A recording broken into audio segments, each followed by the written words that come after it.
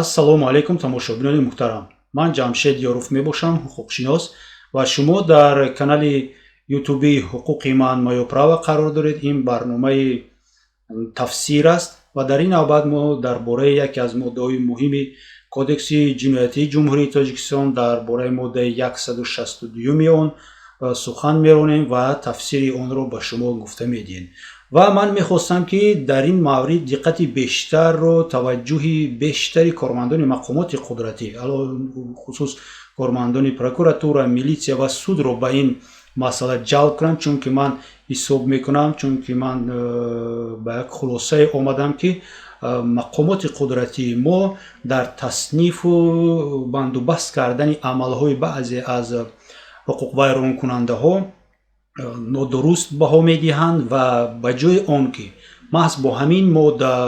баъзе ашхосро ба ҷавобгарии ҷиноятӣ кашанд, онҳоро ё дидаву дониста ба ҷавобгарии маъмурӣ мекашанд, ё ин ки аз бесаводӣ наметавонанду намедонанд ки бояд амалҳои он ашхос бо моддаи 162 кодекси ҷиноятӣ бандубаст карда шавад, он ашхос ба ҷавобгарии ҷиноятӣ кашида шаванд.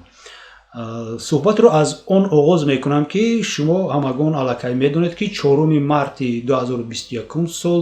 ду журналисти радиои Озодӣ дар Душанбе дар микрорайони 33 аз тарафи кормандони ширкати фурӯши сӯзишворӣ Соро Ойл ҳамла карда шуда буд нисбати онҳо ва яке аз онҳо Муллораҷаб Юсуфзода ҳатто зарари ҷисмонӣ гирифт. Ин ду журналист якаш Шаҳло Абдулло ва Муллораҷаб Юсуфзода мебошанд. Бояд гуфт ки ин якум ҳуҷум нест ба журналистон дар ҷумҳурии Тоҷикистон ва вобаста ба бурдани фаъолияти касбии онҳо.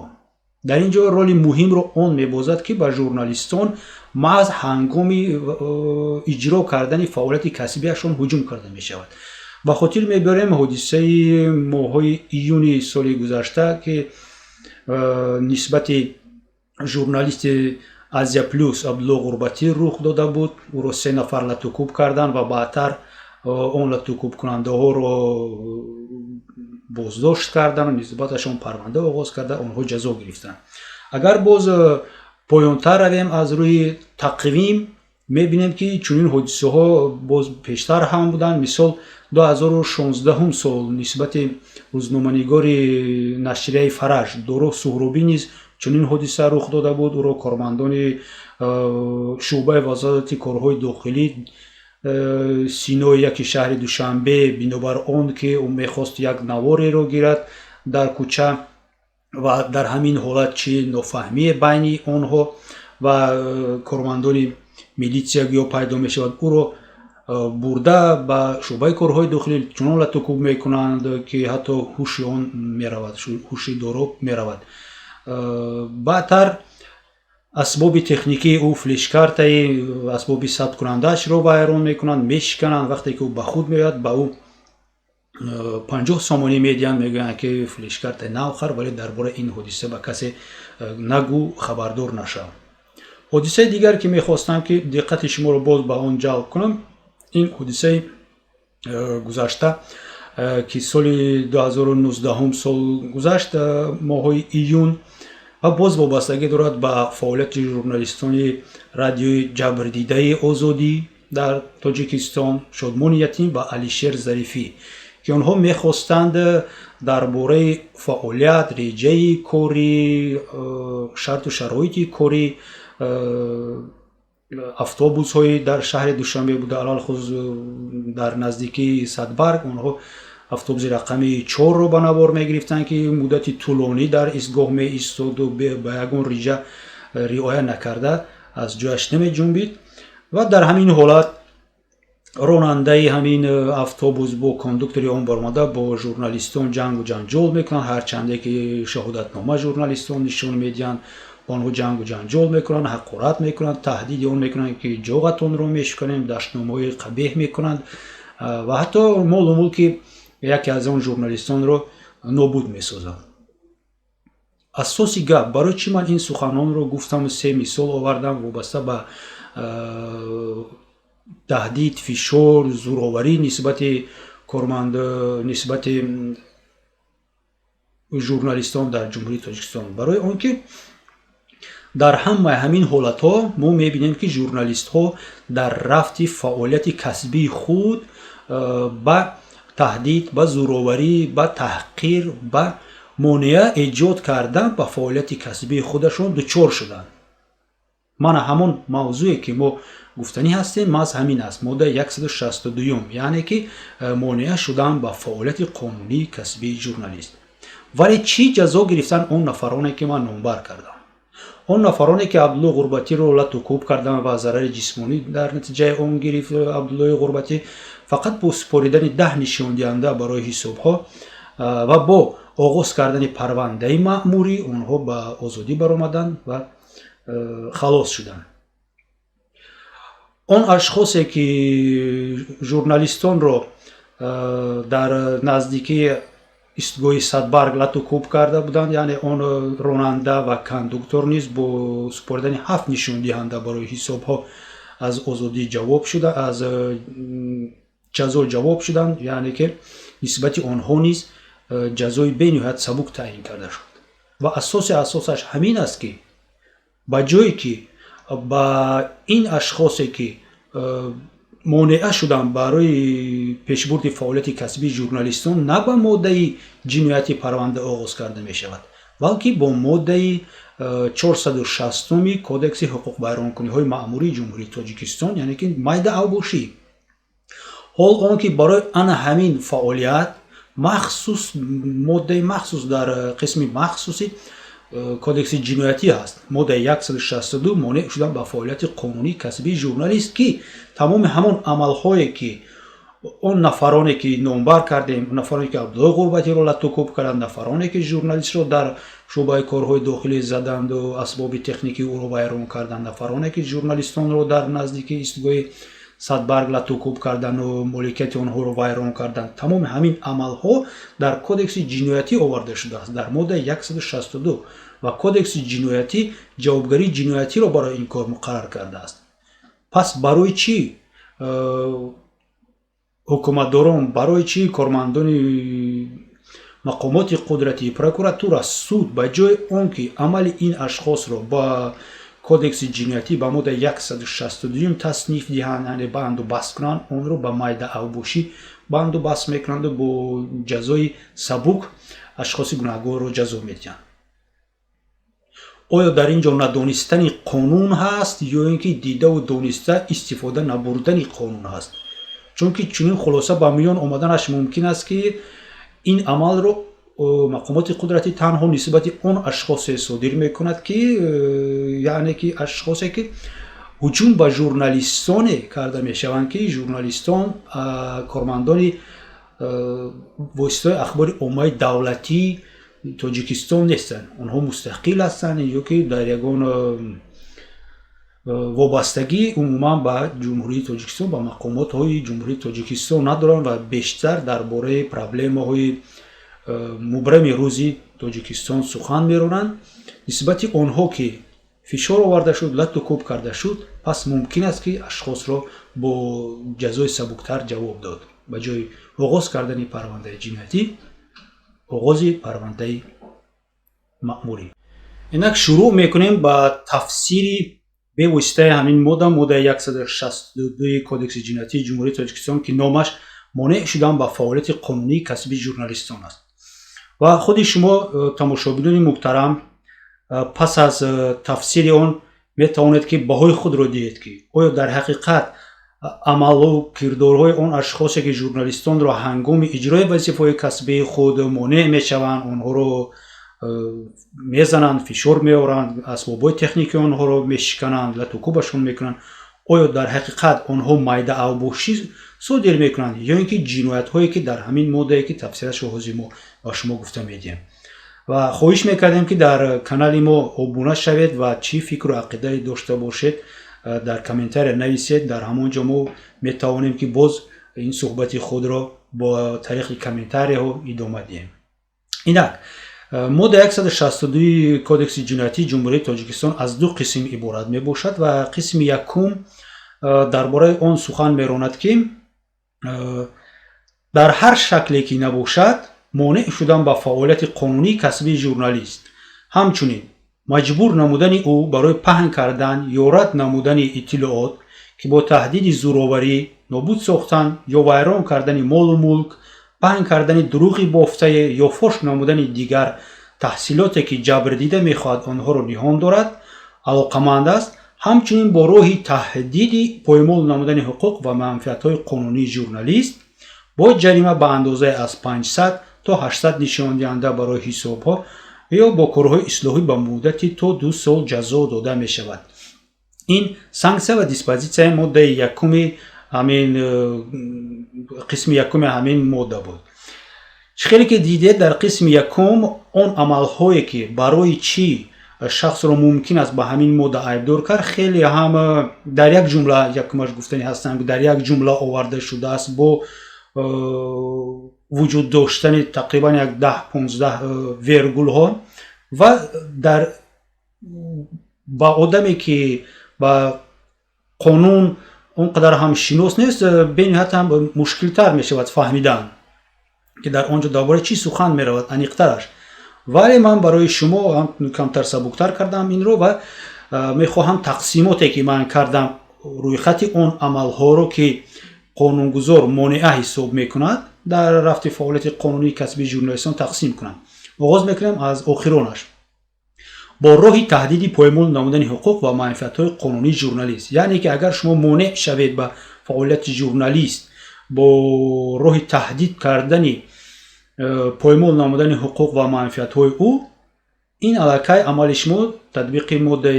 тибқи моддаи 162 ҷумҳурии Тоҷикистон бояд бандубаст карда шавад. чиро дар назар дошта метавонад таҳдиди поймол намудани ҳуқуқ ва манфиатҳои журналист? ба фикри ман ин чунин метавонад шавад ки агар сардори ҳамон воситаи ахбори омма ба журналист гӯяд ки ту бояд маҳз ҳамин тавр барнома ташкил кунӣ ё ки фалон ташкилоту корхона фалон иқдомро таърифу тасниф кунӣ ё ки танқид кунӣ, агар ин корро накунӣ нисбати ту премия дода намешавад, ба ту фишор оварда мешавад, ба ту отпуск дода намешавад, ба ту таҷҳизоти лозима аз намуди ҳамон камераву микрофону фалону баттару чизо дода намешавад. яъне ба ягон роҳ ҳуқуқҳои касбии ӯро поймол мекунад ё ин ки таҳдид мекунад ки поймол мекунам. ин яке аз роҳҳош аст. дуюм, ин маҷбур намудани журналист барои паҳн кардан ё рад намудани ягон пахши иттилоҳот ки диққат кунед ки ҳатман бояд бо таҳдиди зӯроварӣ, агар куни ҳамин иттилоотро паҳн мо туро латукуб мекунем, ё ин ки агар накуни ин иттилооти моро паҳн вобаста ба фалон амалҳои одам ё ки вобаста ба фалон ташкилот агар паҳн накунем, мо нисбати чунин зӯровариро истифода мебарем. яъне ки маҷбур кардани журналист ки фалон корҳоро анҷом де, фаъолиятҳои касбии худатро ҳатман бо таҳдиди зӯроварӣ, бо таҳдиди нобуд сохтан ё вайрон кардани ягон молу мулки ӯ, ё ин ки паҳн кардани ягон ахбори дурӯғ бофта дар шабакаҳои иҷтимоӣ, ё ин ки ягон ахборе ки худи ҳамин журналист намехоҳад ки паҳн шавад. ва аз ҳама гӯем он номгӯи амалҳое ки дар ҳамин модда дохил мешаванд ва як шакли васеъу нокушода доранд, ин аввали ҳамин қисм ҳаст ки дар он оварда шудааст. дар ҳар шакле ки набошад монеъ шудан ба фаъолияти қонунии касбии журналист. кадом шакл муайян шудагӣ нест, яъне ки қонунгузор аниқ нагуфтааст дар кадом шакле набошад гуфтааст. ин монанди он аст ки дар қонунгузори ҷумҳурии Тоҷикистон модда 104 ҳаст, одамкушӣ, вале қисми якумаш одамкушии оддӣ ҳисоб мешавад, қисмҳои дигар таснифҳои худро доранд ва ҳаст одамкушӣ бо шакли ваҳшиёна. чунин мафҳум ҳаст, вале қонунгузор равшан накардааст ки кадом шакли куштор ваҳшиёна аст. инро барои ин бояд тафсири кодекси ҷиноятиро нигоҳ кард. албатта дар Тоҷикистон тафсири кодекси ҷиноятӣ вуҷуд дорад ва ман гуфтанӣ ҳастам ки маҳз дар анамин қисми якуми ҳамин модда он ашхос он профессорону олимоне ки тафсир карданд, ман фикр мекунам гӯё тафсир карданд, барое ки тафсири онҳоро чӣ хонию чӣ тафсири кодекси ҷиноятии Федератсияи Россияро хонед дар ҳамин қисмат, онҳо ҳардуяшон як ҳастанд. Тарҷумаи тоҷикӣ тарҷумаи русияш аст. русҳо чизе навистанд, тоҷикҳо гӯё гирифта ҳамонро тарҷума карданд. Ягон иловагӣ, ягон фарқияти миллию хусусию иборавию суханӣ ҳам умуман дар он ҷо дида намешавад. дар ҳамин ҷо проблемаи асосии ҳамин тасниф ҳамин аст ки мақомоти қудратии мо ҳангоми банду баст кардани амалҳои шахсоне ки журналистонро дар рафти фаъолияти касбиашон монеа мешаванд, зӯроварӣ нисбаташон раво мебинанд, ҳамин мафҳум дар ҳар шакле ки набошад монеъ шудан ба фаъолияти қонунии касбии журналистро сарфаҳм намераванд ва ҳатман аз рӯи тасниф, аз рӯи тафсири ҳамон китоб нигоҳ мекунанд ки дар он ҷо фақат гуфтааст ки ҷиноят фақат дар он маврид бо модда 162 бояд бандубаст карда шавад агар ба журналист таҳдиди зӯроварӣ карда шуда бошад ки ягон амалро ягон ахборотро паҳн кун ё ки паҳн накун, агар ба ӯ фишор оварда шавад ки ягон маълумоти обрӯи пасткунандаи туро мо фош мекунем, ё ин ки ягон таҳдид оиди поймол кардани ҳуқуқу манфиатҳои қонунии ӯ бошад. вале умумӣ задан, вайрон кардани асбобҳои техникии онҳо, пеш кардани онҳо ба ҳамон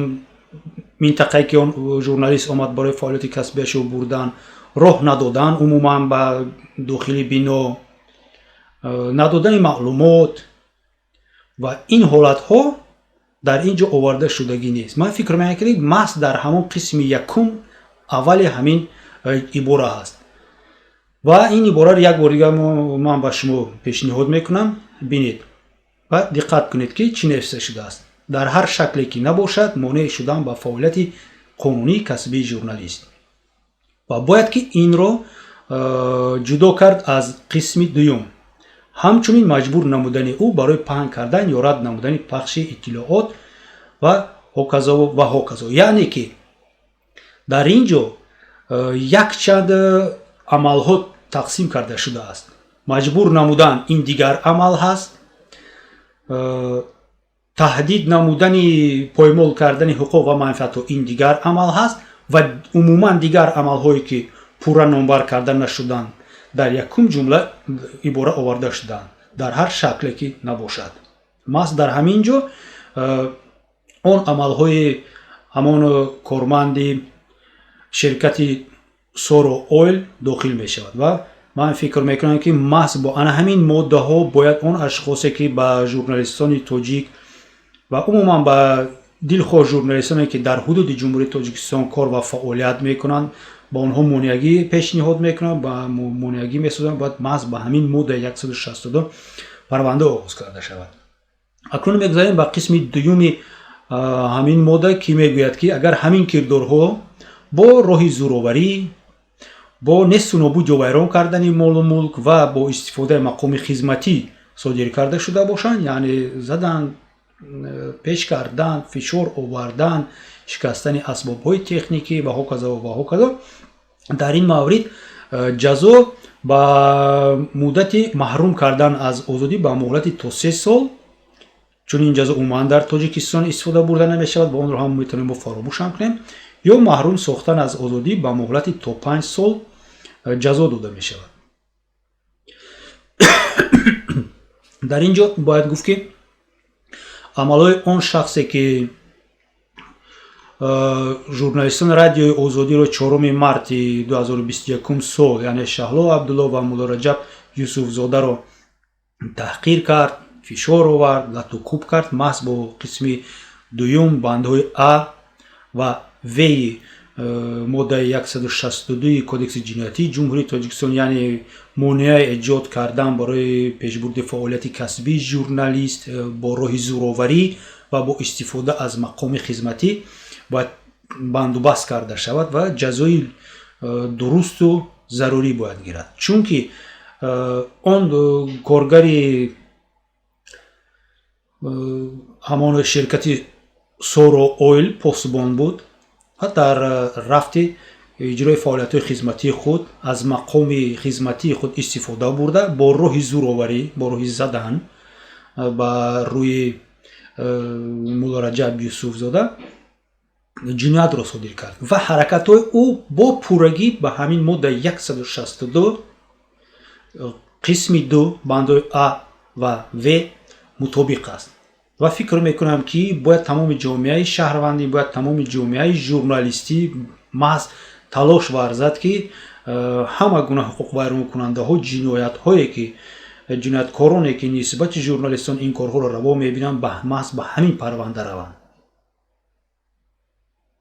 мо бояд нагузорем ки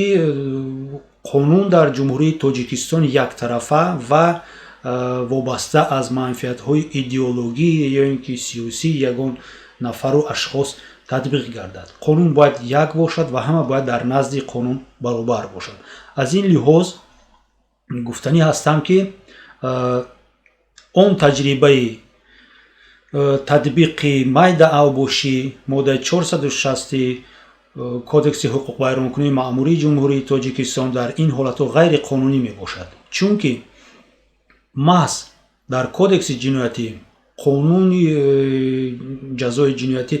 моддаи 162 махсус модда барои чунин амалҳо ҳаст ва амалҳои ин ашхосе ки дар боло номбар кардем, чӣ ашхосе ки Абдуллои Ғурбатиро зад, чӣ ашхосе ки журналисти нашрияи Фараҷро зад ё ки журналистони радиои Озодиро заданд, маҳз ба моддаи 162 кодекси ҷиноятии ҷумҳурии Тоҷикистон дуруст меояд ва бояд маҳз ҳамин қонун истифода бурда шавад. ин буд тафсири моддаи 162 кодекси ҷиноятии ҷумҳурии Тоҷикистон ки номаш монеъ шудан ба фаъолиятҳои қонунии касбии журналистон буд. фикр мекунам ки ҳам барои журналистони мо барои ҳимоя кардани ҳуқуқ ва манфиатҳои ҳамкасбони худашон ва алал хусус агар он чизе ки ман гуфтам мақомоти қудратӣ муфаттишону прокуророну судиҳо намедонистанд, бениҳоят ба онҳо низ судманд мебошад ва аз онҳо низ хоҳиш мекардам ки бояд бештар ба татбиқи дурусти қонунҳо назар кард. бояд мо аз пайи ба ҳама як хел нигоҳ кардан аз рӯи ҷиҳати қонунгузорӣ, аз рӯи ҷиҳати ҷазо додан дигарем. ҳангоме ки дар кодекси ҷиноятӣ барои амалҳои муайян ҷазо ҳаст, чӣ зарурият ҳаст ки парвандаҳои маъмурӣ оғоз карда шуда майда авбошӣ татбиқ карда шавад. агар савол дошта бошед ё ин ки пешниҳод дошта бошед, марҳамат бо рақамҳои зерини шумо метавонед ба мо муроҷиат кунед ва метавонед нависед ки боз кадом мафҳум, модда ё ки ягон чизи ҳуқуқиро мо ба шумо тафсир карда диҳем. вобаста ба ҳамин моддае ки айни ҳол дида баромадем, мо низ интизори комментарияҳои шумо ҳастем бесаброна ва фикр мекунам ки ин як баҳси бениҳоят ҳам аҷибе дар мавриди гирди ҳамин масъала ба вуҷуд хоҳад буд. инак дар ин ҷо барномаи мо ба итмом мерасад. бо шумо ман будам Ҷамшед Ёров. то боздид, то вохӯриҳои оянда.